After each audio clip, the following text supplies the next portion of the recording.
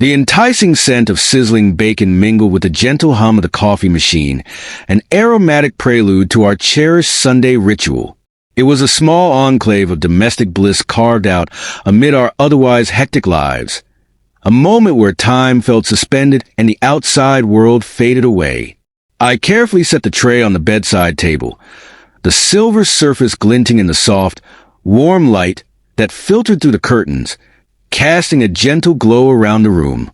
The tray held a carefully arranged breakfast.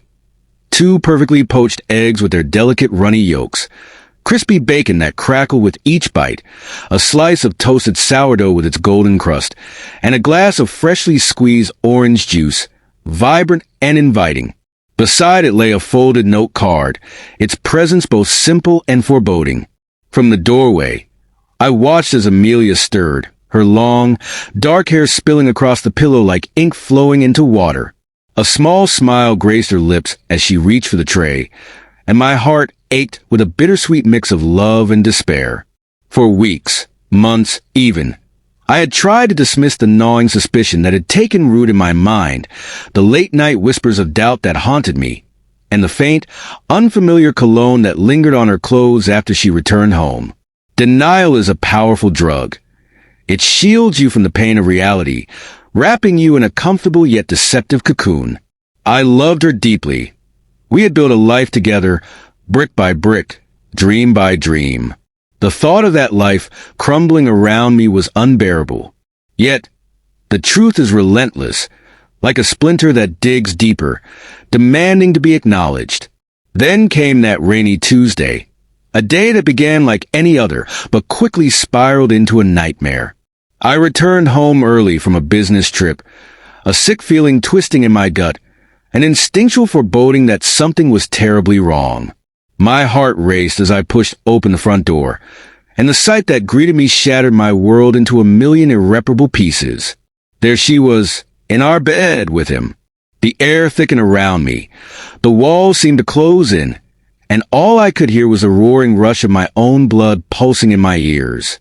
I stumbled backward, the sound of the front door slamming behind me an echo of the devastation I felt within. I didn't confront them then. I needed time. Time to process, to plan, and to allow the raw, visceral pain to transform into something colder, sharper, with an unforgiving edge. Now, I stood in the doorway, observing her, an unsuspecting lamb led to slaughter. She took a bite of the egg, a contented sigh escaping her lips, before reaching for the note. I watched as her expression morphed from blissful ignorance to sheer panic, the color draining from her face like a sunset swallowed by the night. The note read a simple yet devastating sentence. "I know about you and Christopher."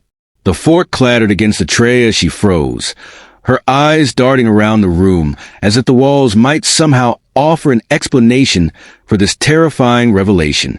The smile that had graced her features moments ago vanished, replaced by a primal fear that was palpable in the air. She opened her mouth to speak, but only a choked gasp escaped her lips.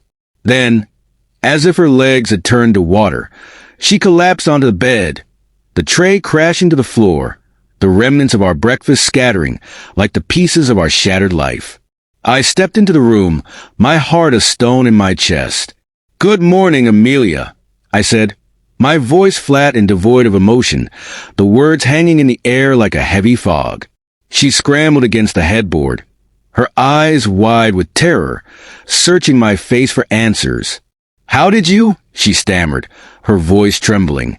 I pulled out my phone and swiped to a photo, her and Christopher, crystal clear, taken just a week ago at a restaurant I was sure they thought I'd never visit. "Let's just say I have eyes everywhere," I said, my tone chilling. Her face crumpled at the sight, tears streaming down her cheeks, mingling with the remnants of her breakfast.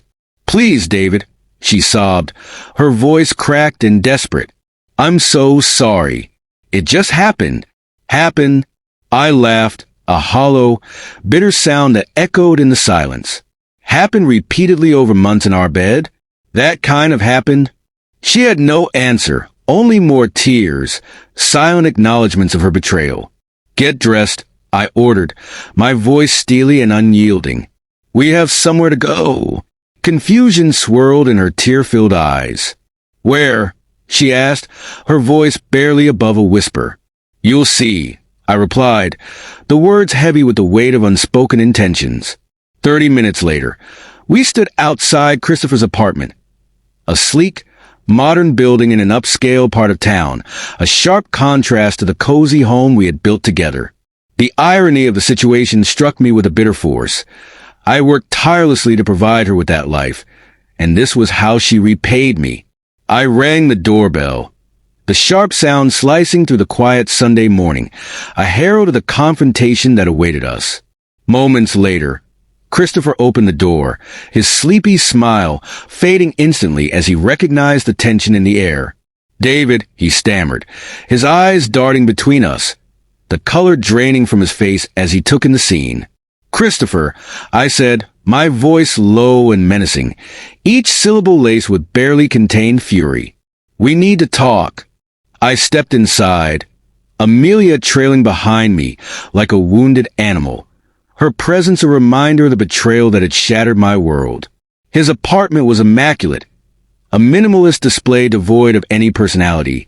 Much like the man himself, I thought bitterly. He led us into his living room, his movements stiff and awkward, the tension palpable. What's going on? He asked, his voice laced with nervous energy, the words hanging in the air like a noose. I didn't answer. Instead, I pulled a small velvet box from my pocket and opened it, revealing a gleaming diamond ring. The sight of it brought a fresh wave of emotion crashing over me, and I could see Amelia gasp, her eyes widening as realization dawned. It was the very ring I had given her on our 5th anniversary, a symbol of our unwavering love, a love she had carelessly discarded. I held it up, letting it catch the light, the diamond reflecting the pain and betrayal I felt. Do you recognize this? I asked, my voice steady but laced with anger. Christopher's eyes widened as he glanced at Amelia, who was now openly sobbing, her body racked with guilt and despair. He began, but the words caught in his throat. You had my wife while she was wearing this, I said, my voice rising with each word, the raw emotion pouring out of me like a tidal wave. You slept with her in the house I built with the money I earned. You think that's okay? He shook his head, his face ashen, the weight of his guilt pressing down on him. David, I'm so sorry. It was a mistake. A mistake? I roared, slamming my fist against the coffee table, the force sending a vase crashing to the floor, the shattering sound echoing like the cracks forming in my heart. Months of betrayal, lies, and deceit? That's not a mistake, Christopher.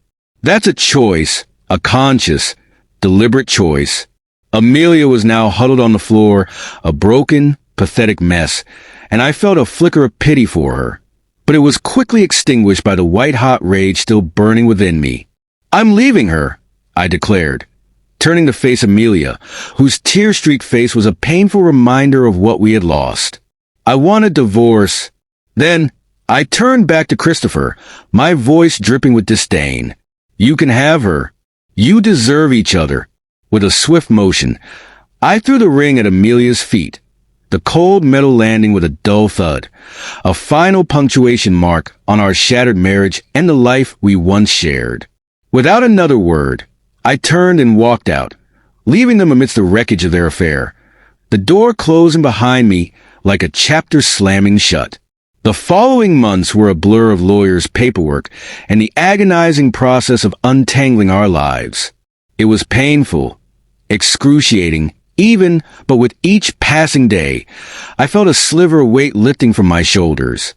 I began rebuilding, piece by painful piece. I focused on my work, reconnected with old friends, and started taking care of myself again, rediscovering passions and joys that had long been overshadowed by the darkness of betrayal. One evening, several months later, I was having dinner with a friend when, out of the corner of my eye, I spotted them, Amelia and Christopher, sitting at a table across the restaurant. Their faces were drawn and pale, resembling ghosts of their former selves, the spark that had once fueled their affair now extinguished, leaving only the dull, weary resignation of reality. They didn't see me, and I ensured it stayed that way, preferring to remain an unseen observer of their sorrow. I didn't need to witness their pain. I didn't need to gloat or revel in their misfortune. My revenge wasn't rooted in hurting them. It was about reclaiming my life, finding solace and peace amid the ruins of what once was. I raised my glass to my friend, a genuine smile finally gracing my lips, a reflection of the healing that had taken place within me. The past was a scar, a reminder of the pain I had endured, but it no longer defined me. I was free, and that realization, the knowledge that I could emerge from the wreckage stronger and more resilient, was the sweetest revenge of all.